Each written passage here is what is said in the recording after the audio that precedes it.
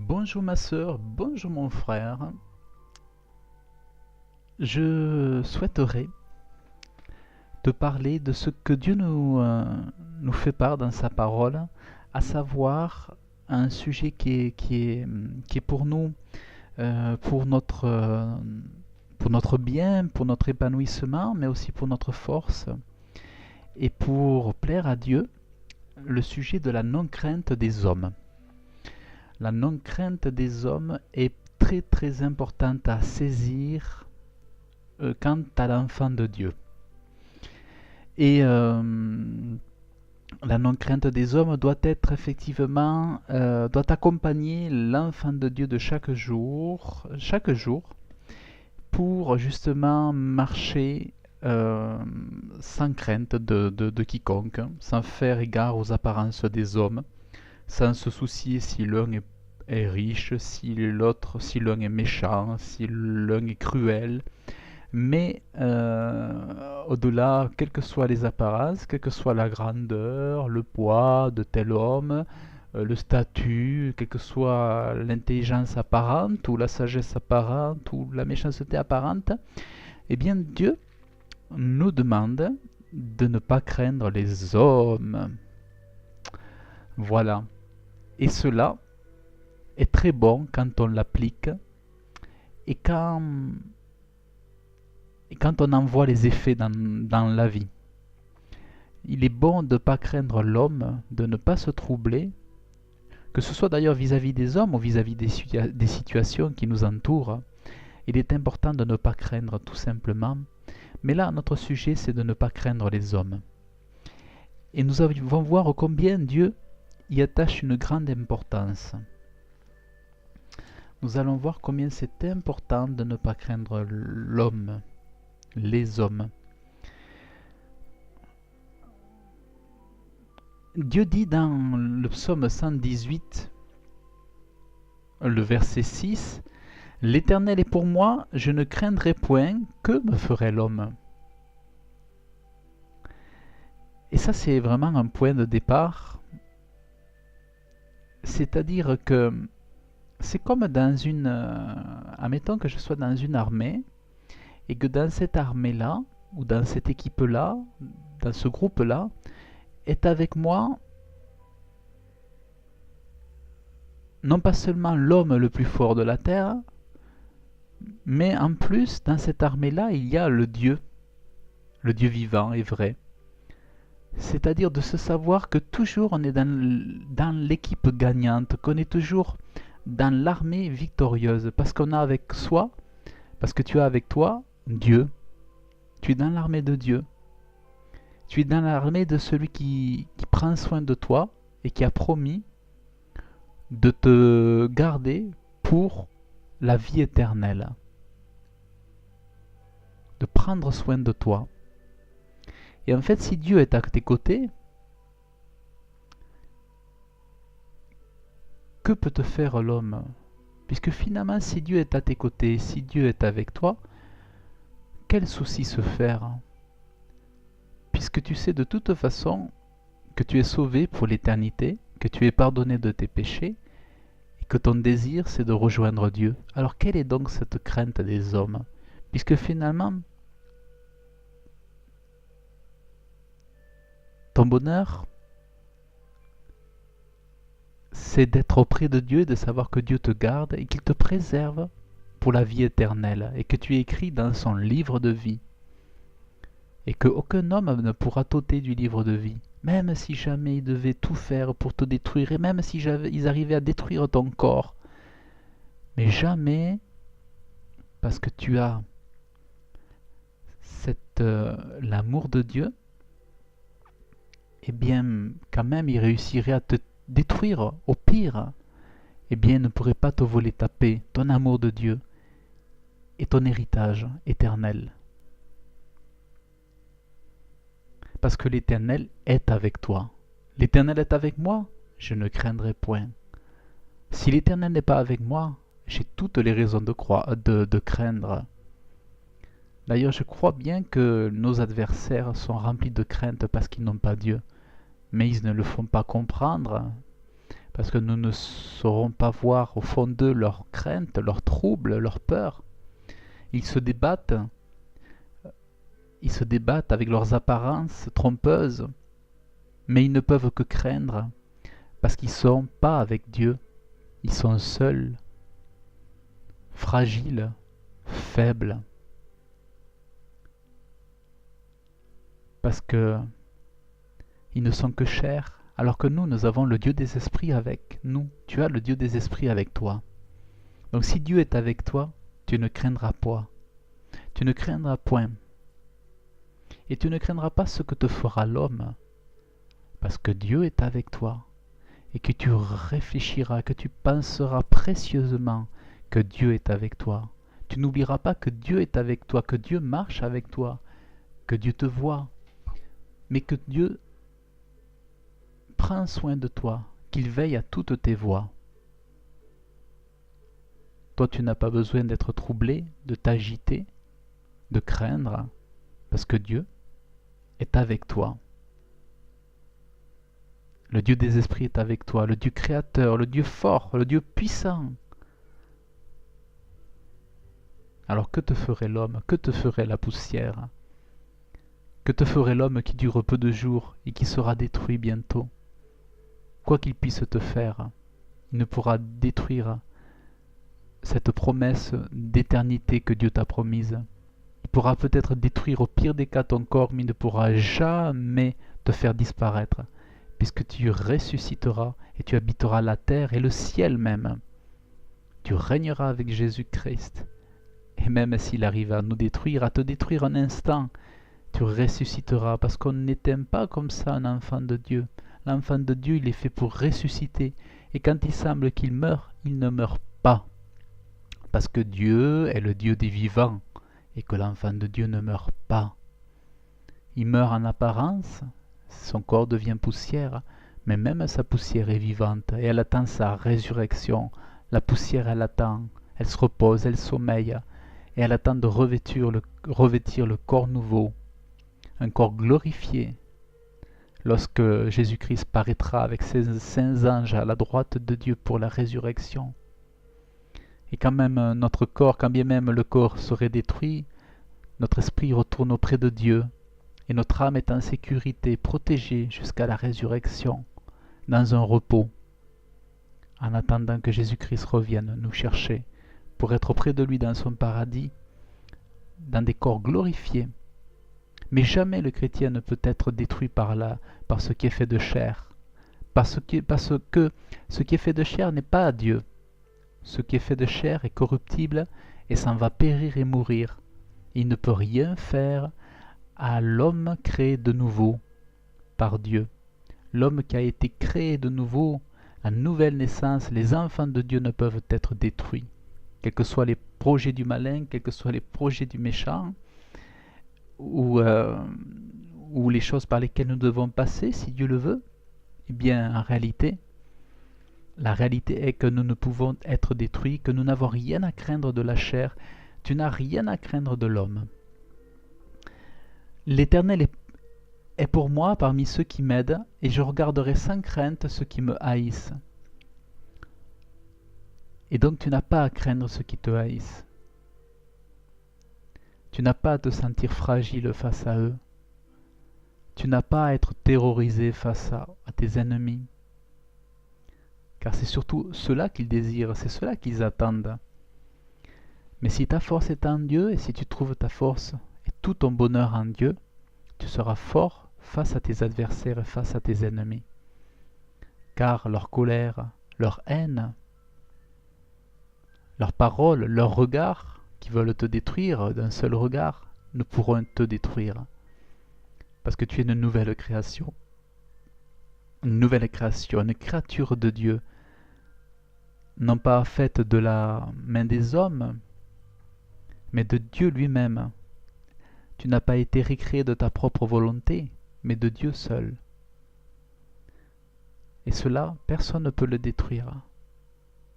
Les hommes faits de chair, de sang, de peau, ne peuvent te détruire.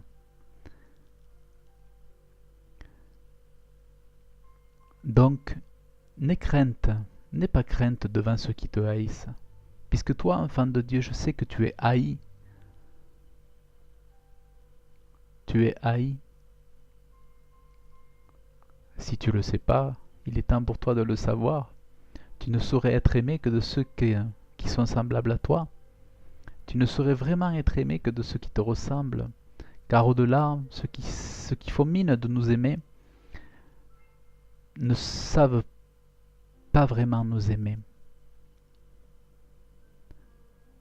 Parce qu'il y a un monde qui nous divise, et puis ils ne nous connaissent pas véritablement, ils ne te connaissent pas véritablement. Mais seul vraiment l'enfant de Dieu peut comprendre tes souffrances, et peut comprendre la haine que les gens ont envers toi. Souvent, certains font semblant ou paraissent t'aimer, mais en réalité c'est parce qu'ils ont besoin de toi, ou parce que tu leur es utile, ou quelque chose comme ça. Mais Dieu nous a donné cette grande famille pour que nous puissions nous soulager, nous aider, nous accompagner, justement par rapport à ces douleurs que nous subissons face à la haine des hommes. Mais moi je te dis, face à cette haine des hommes, eh bien ne crains pas. Ne regarde pas avec crainte ceux qui te haïssent, parce qu'ils existent, ceux qui te haïssent. Je ne dis pas que tu as des ennemis de ta propre volonté, mais tu as des ennemis tout simplement parce que tu as été racheté par le sang de Jésus, que tu es de ce monde, oui, dans le sens où tu es encore sur terre, mais tu n'appartiens plus à ce monde dans le sens où tu es citoyen du ciel. Et ce qui fait que de ne pas avoir la crainte des hommes te permet aussi de témoigner. Ne crains pas, ça veut dire n'aie pas peur de l'autre, parle. Parle de moi. Exprime-toi. Exprime cet amour, ce que j'envoie autour de toi. Je t'envoie des gens, pourrait dire Dieu, je t'envoie des gens afin que tu leur parles de mon amour, afin qu'ils puissent eux aussi être bénis par mon Saint-Esprit, afin qu'ils puissent eux aussi être visités par mon Saint-Esprit et qu'ils puissent me bénir. C'est cela que pourrait dire Dieu. C'est cela aussi que Dieu nous dit à travers sa parole. Parle et ne te tais pas, n'aie pas honte des hommes, n'aie pas la crainte des hommes, car souvent la honte, c'est aussi la crainte des autres. Tu ne parles pas parce que tu as honte, mais n'aie pas honte. Sois fier de ton Dieu, sois fier de ton Sauveur Jésus-Christ. Jésus, Jésus, que Jésus soit souvent dans ta bouche et n'aie pas crainte des hommes. David, le psalmiste, inspiré par le Saint-Esprit, dira « Je parlerai de tes témoignages devant les rois, et je n'aurai point de honte. » Voilà. C'est cela qui plaît à Dieu. On lit ça dans le psaume 119, verset 46. David dira aussi « Les grands m'ont persécuté sans cause, mais mon cœur n'a craint que tes paroles. » Voilà. Qu'est-ce que tu dois craindre en définitive? À part Dieu, parce qu'il est ton Seigneur. À part Jésus-Christ, à part sa parole, qui dois-tu craindre? Nul autre. Tu ne dois pas craindre les hommes, parce que justement, Dieu te le demande. Dieu dit, ne crains pas. Si Dieu te demande de le craindre, par amour ou parce qu'il est ton Seigneur, crains-le. Mais si Dieu te dit, ne crains pas l'homme, alors ne crains pas l'homme. Prends la décision de ne pas craindre l'homme. Dans le nom de Jésus-Christ, par le sang de Jésus-Christ, je ne craindrai pas l'homme. Et je parlerai. Je parlerai de mon Sauveur. Je témoignerai. Tu vois, aujourd'hui je suis devant toi en train de te parler. Mais bientôt, Jérôme l'évangéliste sera à nouveau dans les rues, en train de parler. Et là où Dieu me forme à l'enseignement, parce que j'ai besoin aussi de te parler, de t'édifier, eh bien Jérôme à un moment donné il sera dans la rue, il n'aura pas honte de Jésus parce que j'en ai pas eu honte avant, j'en ai jamais eu honte. Souvent, beaucoup trop souvent certainement, j'ai pas assez parlé ou je me suis tu là où j'aurais pas dû me taire. Mais ce que j'aime, c'est parler de Jésus. Dans la rue, là où je vais, c'est parler de Jésus, faire plaisir à mon Sauveur, être fier. Autant j'ai honte du péché, j'ai honte des choses honteuses que j'ai faites, des choses dégoûtantes, mais de Jésus jamais j'aurai honte. De Jésus je serai fier. Et peu importe le statut des hommes, peu importe leur pouvoir, eh bien, je parlerai parce que Jésus m'a tellement aimé que moi aussi, je veux faire quelque chose, je veux parler. Et dans la rue, j'irai, dans la rue, je parlerai, dans la rue, je témoignerai. Et que Dieu donne la force à ses enfants pour témoigner avec force, avec hardiesse, comme dira Paul. Paul demandera dans les Actes des Apôtres à ce qu'ils soient de nouveau remplis du Saint-Esprit afin qu'ils puissent parler avec hardiesse à ceux qui entendront, afin qu'ils soient convaincus. Ne craindre que les paroles de Dieu. Ça, c'est important, c'est d'actualité. Craindre les paroles de Dieu parce qu'elles sont précieuses. Les paroles de Dieu, c'est une crainte qu'on a, c'est une crainte paternelle, c'est une crainte due à notre Seigneur. C'est une crainte qui est utile, qui est bonne, c'est la bonne crainte. Toutes les autres craintes sont mauvaises, tout comme la crainte des hommes, comme nous le voyons là, mais la crainte de Dieu, c'est la seule crainte qui soit bonne sur terre. La crainte de Dieu et la crainte de sa parole et du Seigneur Jésus-Christ. Bien sûr, la crainte n'empêche pas d'aimer avec passion notre Dieu. La crainte, c'est quelque chose qui s'ajoute. Mon cœur n'a craint que tes paroles. Voilà ce que dit David. Ne craignez pas l'opprobre des hommes et ne soyez point affligés, effrayés de leurs injures. Oui, parce que les hommes affligent. Les hommes effraient, les hommes lancent des injures. Parce que tu es avant tout enfant de Dieu. Et que tout autour se mettra en place pour que tu renies ton Dieu, pour que tu oublies ton Dieu, pour que tu te sépares de ton Dieu, que tu brises l'alliance.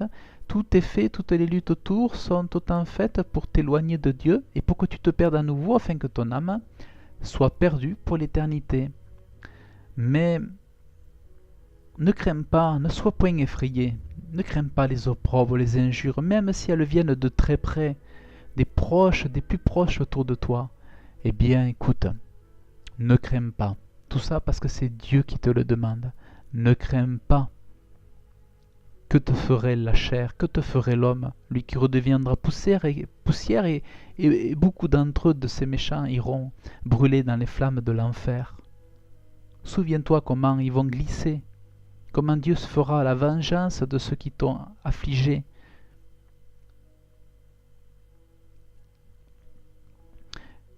Donc, ceci est dit dans Ésaïe 51, chapitre 51, verset 7. Ne craignez pas l'opprobre des hommes et ne soyez point effrayés de leurs injures. Quand les hommes t'injurient, tu pries en toi. Tu demandes à Dieu de te donner des paroles, de te donner la force. La prière, c'est ça aussi. C'est quand les instants arrivent en toi, une prière intérieure, pour demander à Dieu au secours. Tu appelles Jésus dans ton cœur, tu demandes au secours. Oh Jésus, sauve-moi, viens vite, vite, vite. Sauve-moi, sauve-moi, viens. Oh Jésus, remplis ma bouche. Donne-moi le bon regard, donne-moi la force de cet instant. Et Dieu ne manquera jamais le rendez-vous. Dieu sera toujours présent au rendez-vous. Si tu l'invoques dans toutes les situations les plus douloureuses, les plus difficiles, Dieu sera là sans aucun doute. Dieu se déplace très rapidement, car il n'y a pas de distance véritablement en esprit, et que Dieu est partout, Jésus est là, il t'aide, tu le pries, il t'aide dans toutes les situations, et que la cœur demande à Dieu de ce qui ne te donne du courage, de la force, et qu'il ôte toute crainte de ton cœur. Ô Père, dans le nom de Jésus-Christ, je te prie d'ôter toute crainte de mon frère, de ma sœur qui m'écoute maintenant. Dans le nom de Jésus-Christ, d'ôter toute crainte maintenant, Père, au nom de Jésus, par le nom puissant de Jésus, par le sang de Jésus-Christ. Amen. Qui es-tu pour avoir peur de l'homme mortel, du Fils de l'homme qui deviendra comme l'herbe? Souviens-toi de ça, que l'homme n'est pas immortel. Les temps de l'homme sont très courts. Et cet homme disparaîtra. Il te semble qu'il est fort, il te semble qu'il est puissant, il te semble qu'il est trop pour toi, ou que tu n'es pas assez pour lui. Ne crains pas, parce que Dieu Ne te laisse pas seul dans les situations. Dieu est avec toi, Jésus-Christ est avec toi, le Saint-Esprit est avec toi et même Dieu envoie ses saints anges pour prendre soin de toi. Souviens-toi que l'homme deviendra comme l'herbe. Comme l'herbe. Et l'homme est mortel. L'homme n'est pas Dieu, il est mortel, il est fragile, quelles que soient ses apparences. Ne te laisse pas tromper par les apparences, il est fragile. Car il est mortel, il deviendra comme l'herbe.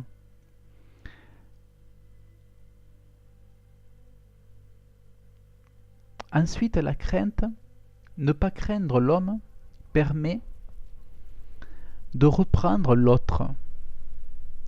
Reprendre l'autre, c'est le corriger pour son bien, afin de ne pas le laisser dans son péché. La non-crainte des hommes permet de reprendre quelqu'un avec douceur, avec amour, afin de le délivrer de son péché et de lui dire, de lui faire comprendre que ce qu'il fait c'est mal et de l'instruire. Nous sommes là, tu es là pour instruire aussi, pour enseigner la voie, pour enseigner ce que Dieu attend de l'homme.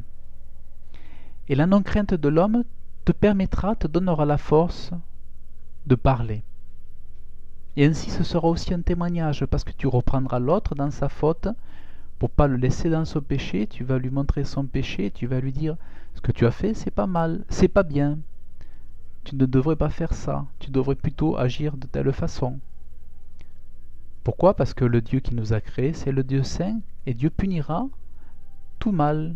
Dieu ne laissera pas le mal impuni. C'est pour cela que moi-même, dans ma vie, dans mes expériences, j'ai repris les gens autour de moi.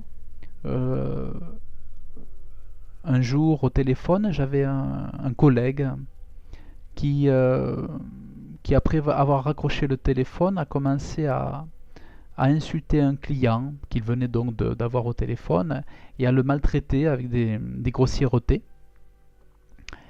Et quand j'ai entendu ça, je me suis retourné, je l'ai corrigé en lui disant c'est inadmissible, c'est très mauvais de faire ce que tu fais, cela ne me plaît pas du tout.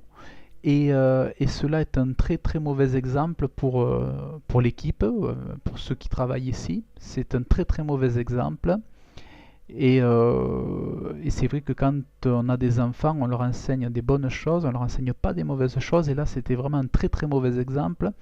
Donc, je l'ai repris pour lui montrer clairement que cette attitude était irrespectueuse et intolérable. Et donc, bien sûr, il n'était pas content, mais je l'ai fait. Peu m'importe de ne pas plaire aux hommes dans la mesure où je fais la volonté de Dieu et dans la mesure où j'enseigne les hommes sans la méchanceté. C'est-à-dire qu'il faut que mon action, quand je reprends quelqu'un, déjà que je n'ai pas la crainte des hommes, mais que je le fasse, quand je reprends quelqu'un, que je le fasse avec amour. Jamais reprendre quelqu'un avec d'autres prétextes que l'amour de son prochain. S'il y a une autre motivation dans le cœur que l'amour, il vaut mieux se taire. Si tu n'es pas capable d'aimer ton prochain et si ta réaction est liée à de la colère, à de l'amertume, de la rancune, des mauvais sentiments, il vaut mieux te taire et fermer ta bouche et serrer ta bouche bien fort. Si par contre c'est par amour que tu reprends, animé de l'amour de l'homme, animé de l'amour de Dieu, en vue que les hommes soient sauvés, et pour la gloire de Dieu bien sûr, dans ce cas, reprends les hommes. Reprends les hommes si tu te maîtrises toi-même, et si tu le fais vraiment selon la volonté de Dieu, reprends les hommes. Mais si l'amour n'est pas au rendez-vous, l'amour de Dieu, donné par son esprit, il vaut mieux se taire. Et la promesse de Dieu est que si je reprends mon prochain, il finira par mieux m'aimer que ceux qui se taisent et qui ne le reprennent pas. Il y a une promesse de Dieu là-dessus. La promesse, elle est dans le proverbe 28, chapitre 28, verset 23. Celui qui reprend quelqu'un finira par être préféré à celui qui flatte de sa langue.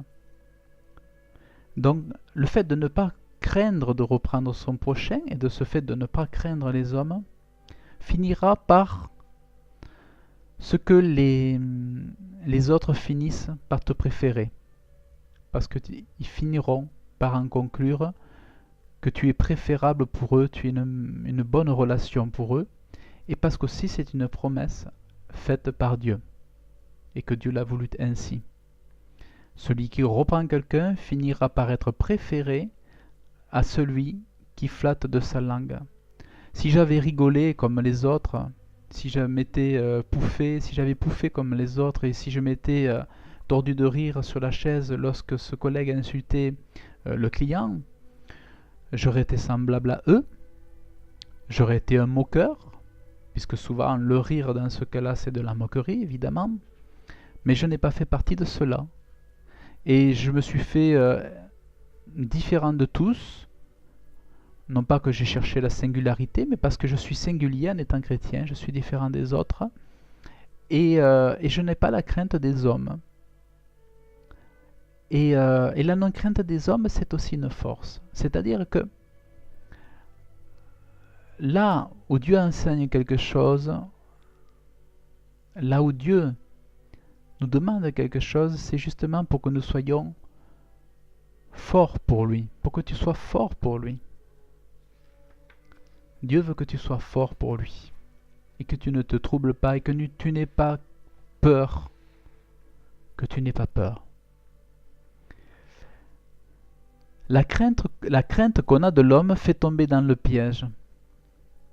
Donc on voit vraiment que la crainte de l'homme est un piège qui évite de servir Dieu et qui nous met en déshonneur finalement devant Dieu et devant les hommes. Parce que Dieu veut que son peuple soit fort et que toute crainte soit ôtée. Dieu veut un peuple courageux.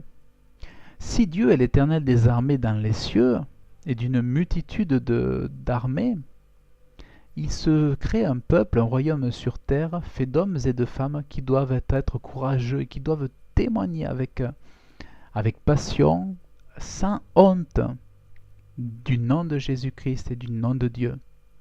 Sans honte. Parce que tu es un représentant de la bonne nouvelle de l'Évangile. La crainte qu'on a de l'homme fait tomber dans le piège. Mais s'il n'y a pas de crainte, tu ne tombes pas dans le piège. Si tu crains, tu tombes dans un piège et tu es coincé. Tu n'es pas bien. Tu souffres. Tu as mal. Tu ne peux t'épanouir. Tu ne sais vaincre. Tu es troublé. Tu as peur. Tu t'agites. Et tu n'es pas en bon état. Tu es faible lorsque tu crains. Mais si tu dis je ne craindrai pas, si tu dis par la force de mon Dieu, par la prière, je recevrai tout le nécessaire, par la vie de Jésus en moi, parce que Jésus m'a été donné pour que je vive de sa vie, pour qu'en lui je trouve le repos, la force, le courage, alors en lui je ne craindrai pas. Dieu me donnera toutes les grâces nécessaires afin que je le serve et je ne craigne pas et que je ne tombe pas dans le piège de la crainte. Tout simplement parce que la crainte est un piège.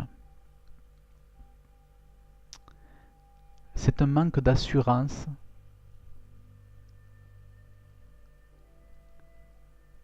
Et la crainte, c'est être peureux, c'est la peur. C'est être faible, c'est être fragile. La crainte peut amener aussi la paresse. D'ailleurs, la crainte amène la paresse. Et la paresse est un piège. Mais là où il n'y a pas la crainte, il y a l'action, il y a le mouvement, il y a le témoignage. Et puis, tu vas de force en force. Moins tu crains, plus tu avances pour pas craindre l'homme, et plus tu te remplis de force. Et la force, elle vient aussi, la non-crainte des hommes vient en ce que tu aimes Dieu et que tu te détournes du mal et du péché. Le péché va t'absorber, va te fragiliser, va te séparer de Dieu et tu seras sans force et sans courage. Et tu auras la crainte des hommes. Parce qu'en réalité, le péché conduit à la crainte. Le péché te fragilise. Le péché t'ôte ta joie.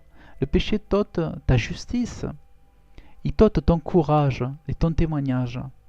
Mais si tu te fais séparation maintenant du péché, si tu dis non au péché, si tu demandes pardon, tu confesses de ta bouche le péché.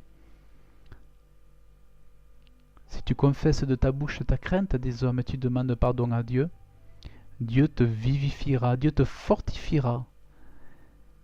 Et tu n'auras pas crainte des hommes. Et tu renouvelleras ta demande à Dieu. Tu te confieras en Dieu et tu diras à Dieu, je ne veux pas craindre, je ne veux plus craindre. Et tu penseras à dire à Dieu, je ne veux pas craindre, je ne veux pas craindre, je ne veux pas craindre un tel, je ne craindrai pas un tel, parce que tu me donneras la bénédiction et la force et le témoignage. Et que je serai, quand je passerai devant un tel, je ne courberai pas la tête. Quand je serai devant un tel, je ne serai pas effrayé, mais je serai droit, heureux d'être aimé de mon Dieu. Heureux, je me tiendrai comme quelqu'un d'heureux, pas comme quelqu'un de fier. Tu peux être humble et être heureux. Tu peux être droit et être heureux. Tu n'as pas besoin d'être courbé, mais tu te marches comme quelqu'un qui est fier d'être aimé d'un Dieu, pas fier d'orgueil, mais fier d'être aimé par ce Dieu-là. C'est la bonne fierté des enfants de Dieu, d'être aimé de ce Dieu-là. Nous ne sommes pas fiers de notre égoïsme, nous ne sommes pas fiers de notre péché, nous le haïssons. Nous avons honte du péché. Mais heureux d'être les enfants de Dieu et nous tenir droit et de ne pas trembler, avoir peur d'un tel, parce qu'il est ceci ou parce qu'il est cela. Non, mais être fort, ne pas craindre, bien regarder dans les yeux, en face la personne, ne pas baisser les yeux, regarder bien en face les gens dans les yeux. Et prier en Jésus, puis prier pour la personne qui te parle, en toi-même, en esprit, tu pries. Et tu fais du bien autour de toi et tu bénis. Et tu maudis pas, tu bénis autour de toi. Jésus dira dans là, le proverbe que j'ai lu, c'était le proverbe 29, chapitre 29, verset 25. Jésus dira aussi, dans Matthieu chapitre 10, verset 26, Jésus dira, ne les craignez donc point. Voilà. Donc on voit que toute la Bible enseigne à ceux qui sont le peuple de Dieu, à ceux qui sont chrétiens, de ne pas craindre. Et l'enseignement est là. L'enseignement est là. Ne les craignez point. Ne le crains point. Si quelqu'un dans ta famille est méchant, ceci ou cela, tu le respectes, tu l'aimes, mais tu ne le crains pas. Ne pas confondre l'amour avec la crainte. Ne pas confondre l'amour avec la faiblesse. Non. Il ne faut pas confondre ces choses-là. La non-crainte n'empêche pas le respect et l'amour. Tu ne crains pas, ça ne veut pas dire que tu aimes moins. Tu ne crains pas, ça veut dire que tu aimes toujours, autant ou plus, mais ça veut dire qu'aussi, en plus de cela, tu n'as pas la crainte, tu n'as pas peur. Tu n'as pas peur de l'autorité, du super ceci, du super cela, tu n'as pas peur. Jésus dira aussi dans Matthieu chapitre 10 verset 28, alors on va le prendre ensemble, Matthieu 10 verset 28. Jésus dira aussi, alors Matthieu 10 verset 28, venez à moi, vous qui êtes chargés. Ah non, je ne suis pas au bon endroit. Alors Matthieu 10 verset 28. Et ne craignez point ceux qui ôtent la vie et la vie du corps. Donc ne craignez point qui c'est qui ôte la vie du corps, ce sont les hommes. Donc ne craignez pas point. Donc on voit, c'est précisément un commandement, une parole de Dieu, du Dieu vivant pour nous enseigner. Quand Dieu dit ne craignez point, il ne faut pas craindre. C'est un enseignement à saisir à la lettre.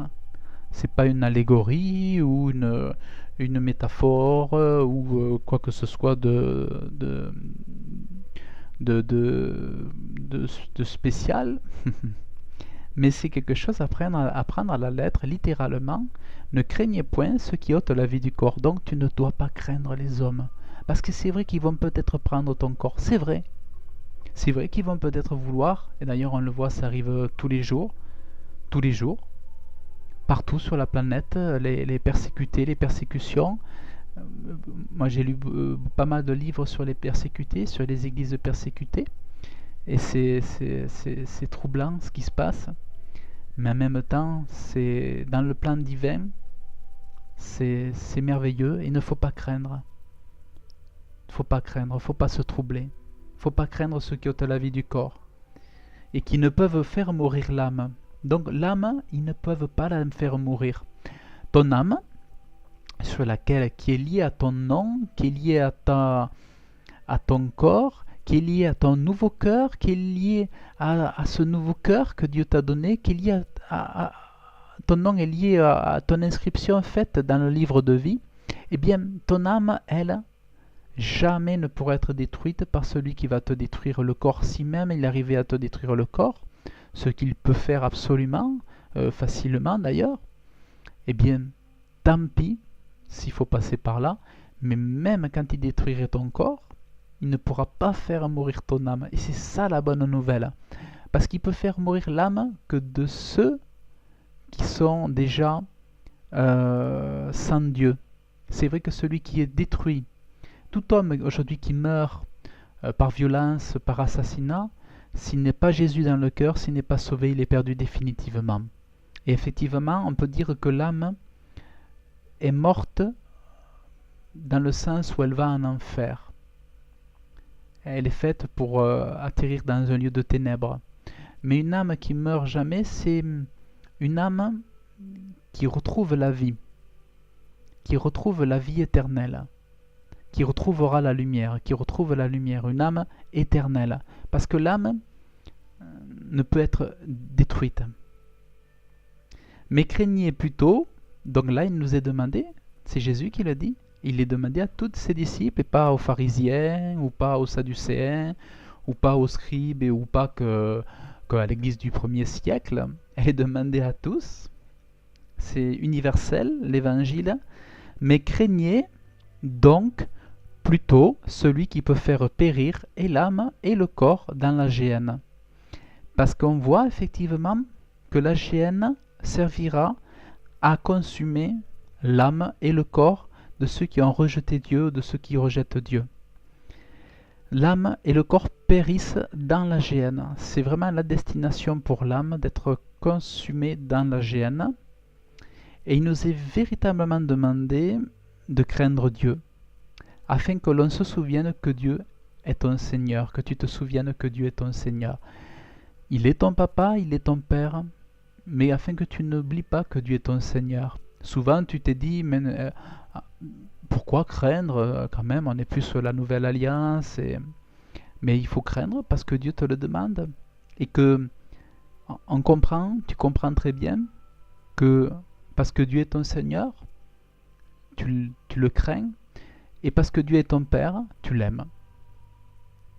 Tu retrouveras d'ailleurs ce verset dans Dieu en parle d'ailleurs dans, je ne sais pas si c'est dans Michée ou dans Malachie. Alors,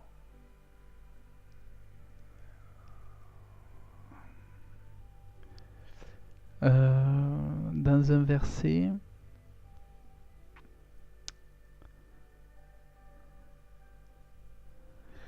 alors voilà,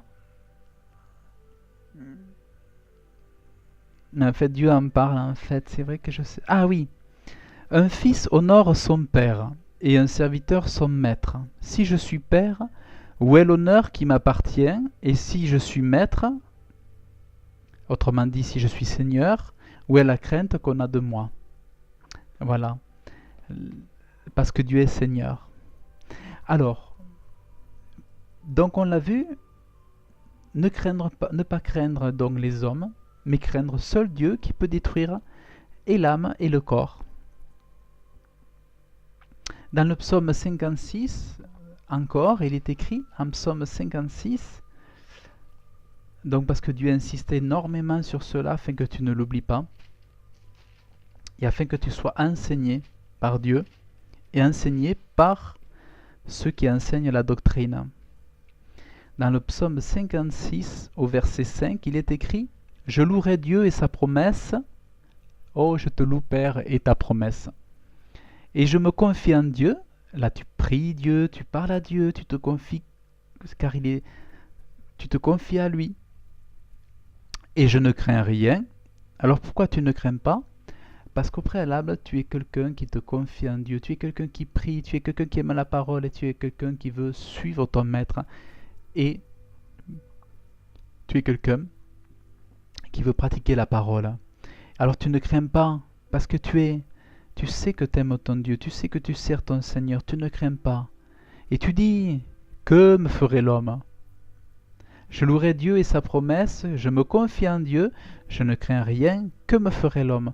Autrement dit, quand tu as une communion avec Dieu, tu ne peux plus craindre parce que tu te sens de plus en plus fort et que tu sens que l'homme est de plus en plus faible, que l'homme est de plus en plus de courte durée et tu sens de plus en plus que Dieu est immortel, il ne change pas et que l'homme s'évapore comme le vent, comme la cire au soleil.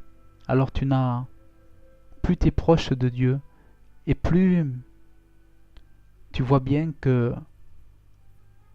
par la force de Dieu, par la vie de Dieu, de Jésus-Christ en toi, tu ne saurais craindre l'homme.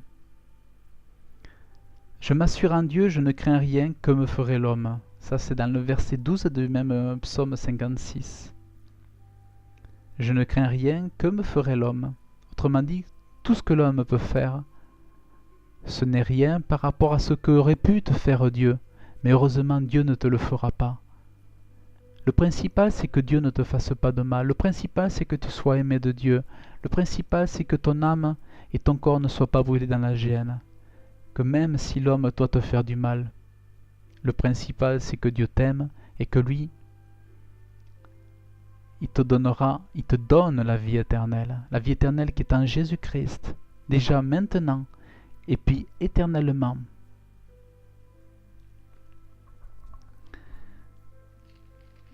La non-crainte de l'homme. La non-crainte de l'homme. Oh, combien Dieu insiste sur cela. L'Éternel est ma lumière et ma délivrance. De qui aurais-je peur? De qui aurais-je peur? J'ai Dieu. De qui aurais-je peur? Tu vois? De qui auras-tu peur? L'Éternel est le rempart de ma vie. De qui aurais-je de la crainte? Quand les méchants, mes adversaires et mes ennemis sont venus contre moi pour me dévorer, eux-mêmes en bronchés sont tombés. Quand une armée camperait contre moi, mon cœur ne craindrait point. Ne craindrait point. Quand la guerre s'élèverait contre moi, ce sera là ma confiance. S'il y a dans ton pays, parce qu'il y a dans ton pays de grands troubles, il y a de quoi avoir des frayeurs, des craintes pour les gens du monde. Mais toi, ne crains pas. Cherche Dieu, trouve Dieu, prie-le, aime-le, sers-le, pense à lui, pense à tes frères, prie. Et ne te trouble pas, ne crains pas ce qu'il va arriver, ne crains pas ce qu'il se passe. Mais aime ton Dieu, témoigne, parle, et ne crains pas l'homme. Ne crains pas l'homme. Et ne crains pas l'armée. Et ne crains pas la guerre. Si l'armée campe contre toi, ne crains pas l'armée. Si la guerre est autour de toi, ne crains pas la guerre, mais profites-en pour rendre gloire à Dieu et servir ton Dieu, même jusqu'au dernier souffle. Car pour toi, ce qui compte, c'est que tu meurs avec Dieu ou que tu vives avec Dieu.